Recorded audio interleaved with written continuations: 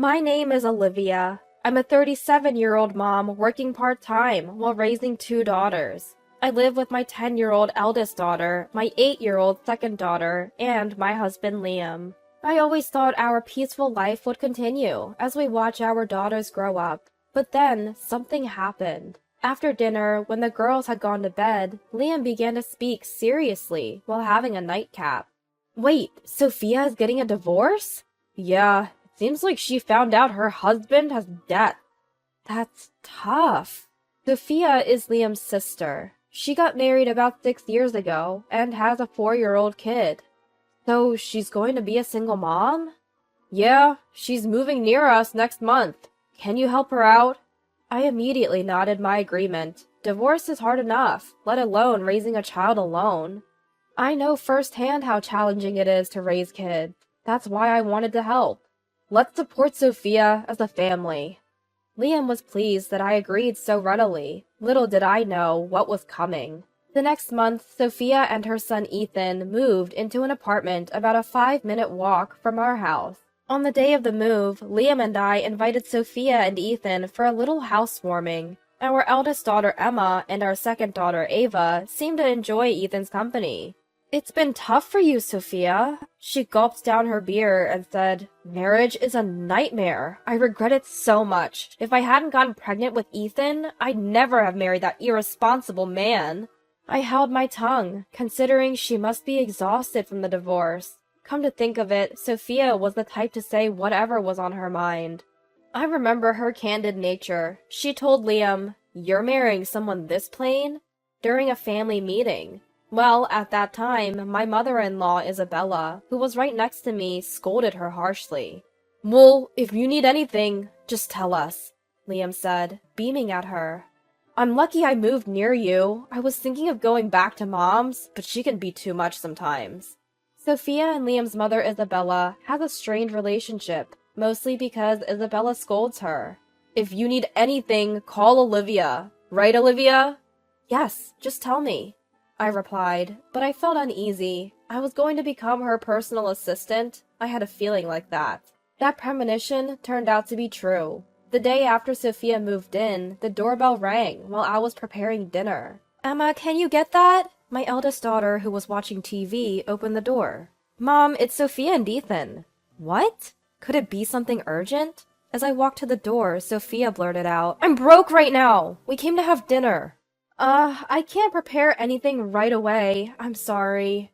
But you said I could come any time if I had trouble. She gave me a sulky look. How could she show up like this? Certainly, it was me who said, help yourself any time. That day, I had food delivered just for Sophia and Ethan and looked after them at our house. The suggestion came from Liam, who had just returned from work. Sophia's been through a lot. Treat her to some good food. He's so indulgent with Sophia, honestly. After dinner, Sophia and Ethan took baths at our place and then went home. Sophia, could you give us a heads up next time? We need to prepare too. I said this as they were leaving, but it was Liam who took issue with me. Hey, Olivia, Sophia is having a tough time raising a child on her own. Don't say that to her. He glared at me, then turned to Sophia. Don't worry about anything, Sophia. You can lean on us as much as you need to. Thanks, Liam. And Olivia, I'll be counting on you more from now on. True to her word, Sophia came over nearly every day to eat dinner and take baths. You could at least take baths at home, I think to myself. But she persists, saying, it saves on utilities. Perhaps her frugal living has increased because Liam's debt was the reason for their divorce? Either way, isn't this a bit too much? I've protested to Liam multiple times. Isn't she coming over too often? Sophia is struggling, raising a kid alone. But Emma and Ava are also getting inconvenienced because of her constant visits.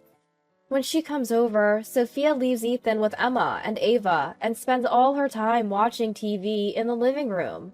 Emma and Ava also want to watch TV, but they're too busy caring for Ethan. I've told her multiple times to take care of Ethan herself, but she brushes it off, saying, I need a break too. The real problem is Liam. He coddles Sophia so much that she feels no need to do anything. all while having no consideration for me, his wife. Although Liam is spoiled for his own sister, he has no intention of pampering me, his wife. Can we limit Sophia and Ethan's visits to only our days off? That was my non-negotiable term, to protect Emma and Ava's daily lives. Liam had a bitter look on his face, but said, "You're a surprisingly unpleasant woman. I understand." He said something unnecessary and understood. Liam reluctantly agreed, calling me surprisingly unpleasant. But then he started going over to Sophia's apartment almost every day himself. Emma and Ava began to worry, asking, "Is Dad not coming home again tonight? Did you and Dad have a fight?" It's unacceptable for him to be away from home every day when he's not on a business trip. Frustrated, I called Liam's phone. "Where are you?" "I'm at Sophia's place. Just gave Ethan a bath." He said this without a hint of shame. Have you ever given your daughter a bath? I'd reached my limit and decided to have a serious talk with Liam over the weekend. I told him how his absence was causing Emma and Ava anxiety. I didn't want to create tension between us, so I asked him to at least reduce the frequency of his visits. His reply? "Fine. You make meals for Sophia and Ethan then. Enough for 3 meals. Wait, what? Sophia is too busy to prepare food. You should help her. Hold on, she's not working, so why can't she? Sophia is still recovering from the trauma of her divorce. Plus, she feels coldness coming from you. You really should be more sympathetic." My mistrust of Liam, who was oddly supportive of Sophia, intensified. Making 3 meals a day is impossible. I'm already up at 5 a.m. taking care of the house. If I have to make 3 meals for 2 people, I'd have to wake up 2 hours earlier. Why don't you just wake up at 3 a.m. then? Excuse me? I have a part-time job, you know. Don't act so high and mighty over a part-time job. You're probably just gossiping with other housewives. Don't joke around. It's not happening. Absolutely not. You want a divorce or something? The word divorce suddenly came from Liam, and I was shocked. Divorce? What do you mean? If you can't listen to me, then we should divorce. You said you'd help Sophia initially. What's with this attitude? You're betraying me. That's my line. Who's fed up with Liam and Sophia taking advantage of my good intentions? I'm the one who's disgusted. Was he always this unreasonable? The conversation ended unresolved that day, and we went to bed in awkward silence. The next day, Liam declared to Emma and Ava, "You guys will be the ones supporting Sophia and Ethan from now on. Mom says she won't help because she's mean, but you guys are different, right? Helping people in need is just common sense." Emma and Ava looked stunned at their dad's unreasonable proposal. "When you get back from school, go straight to Sophia's house. Help with shopping and chores. Don't come home until you're done helping. Got it?" Unbelievable. Is Liam trying to turn Emma and Ava into household servants because he thinks I'm useless? This is just too much. Emma and Ava said, "Dad, we don't get what you're saying. Mom, we're leaving," and left the house. They probably decided it's okay to ignore what their absent dad says. Liam said, "You should tell Emma and Ava too. Since you won't help Sophia, it can't be helped." I've reached my limit. Both Liam and Sophia need a lesson. That day, I changed my part-time shift and visited my in-laws' house. "Oh, Olivia, what brings you here so suddenly?" "Isabella, sorry to bother you on your day off. The thing is..." I was relieved to find Isabella, who happened to be off work. I took a deep breath to calm myself and explained the situation. Tears started to flow from my eyes. "Oh my, what happened? Did something painful happen?" Yes, something painful and sad did happen. I confided everything to Isabella. Sophia might be afraid of her mom, Isabella, but I've always loved her. Isabella, who lost her husband early and raised 2 kids alone, is strong, resilient, and kind. I came to this house today believing she would help me. Isabella listened to my story in silence, her face turning red. "So that's what happened! My foolish children have done something terrible!" "I didn't mean to blame you, Isabella. Leave it to me. I'll take care of them." I couldn't help but chuckle at Isabella's words, who loves historical dramas. "You finally smiled," Isabella said, looking at me kindly. You looked so distressed when you came, I was worried. But now that you smiled, I feel a bit relieved. Isabella. Let's go teach those kids a lesson. Get pumped! Encouraged by Isabella, I stood up. Sophia, we're coming in! Isabella and I visited Sophia's apartment. Mom? What? What's up? What do you mean, what's up? What's with this messy room? What have you been doing all day? The room is a mess, with trash and belongings scattered everywhere. Even the bed is unmade. The sink smells bad, apparently filled with food waste. Is Ethan being raised in a place like this? But Ethan isn't in the room. Where's Ethan? Isabella immediately asks on my behalf. He's at the daycare center. Since when? Which daycare center? I immediately ask back. After all, daycare centers around here are highly competitive. It's hard to get in midway, and I had a tough time getting Emma and Ava in. Plus, I haven't heard anything about this from Liam. Something's fishy. That's none of your business. Sophia snaps back at me, but Isabella counters. No, it is our business. Are you sure it's a daycare center? Are you lying? Cornered by Isabella, Sophia finally gives in. She's been leaving Ethan with an acquaintance during the day. What? An acquaintance? Can you trust them? I don't know. They have a 4-year-old too, so I thought it would be fine. Sophia's irresponsibility is glaring. You idiot! Go get Ethan right now! Isabella shouts, and Sophia rushes out to bring Ethan back. What's wrong with you? You've been causing Olivia so much trouble! What's your deal? Well, Liam said Olivia would do whatever he says, so I could take advantage of her. She says this without a hint of remorse. Wait a minute. Is that true? Huh? Did Liam really say that? That I could be exploited? Yes, he said you're like his servant. Even Emma and Ava could be used if needed. Unbelievable. That man, thinking of his wife and Emma and Ava like that. Isabella is also at a loss for words, but it's a good thing Sophia talks too much. Of course, Sophia is problematic, but it's clear that Liam is the root cause. Our target is Liam. Isabella and I waited for Liam to return at Sophia's apartment. Sophia, I'm home! Huh? Liam freezes when he sees Isabella waiting in the room. Mom, why? Sit down. We've been waiting. Isabella slaps the chair in front of her. Whoa, what's going on? Sit down now!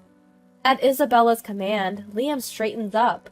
You've been doing whatever you want, haven't you? As Isabella starts, Liam glares at me. You told Mom, didn't you? Shut up! Both you and Sophia are disgraceful as human beings. Both Liam and Sophia are scolded by Mom and look utterly dejected. It's clear that they're really afraid of Mom. Olivia, what do you want to do from now on? Isabella asks me in a calm voice. The decision was already made. Actually, Emma and Ava are at my parents' house right now. What? Why would you do that without telling me? You're the one who tried to make Emma and Ava into Sophia's personal servants. I saw that as a danger and acted as any parent should to protect their children. So, let's separate for a while. Separate? Just like that? It's not sudden. You've hardly been home except on your days off. And you were the first to mention divorce, remember? Any objections? That was just talk. I won't agree to a separation. He's determined to reject my proposal. That's when Isabella speaks up. If you divorce, I'll be on Olivia's side. I'll handle all the legalities. Only if you really go through with it, though.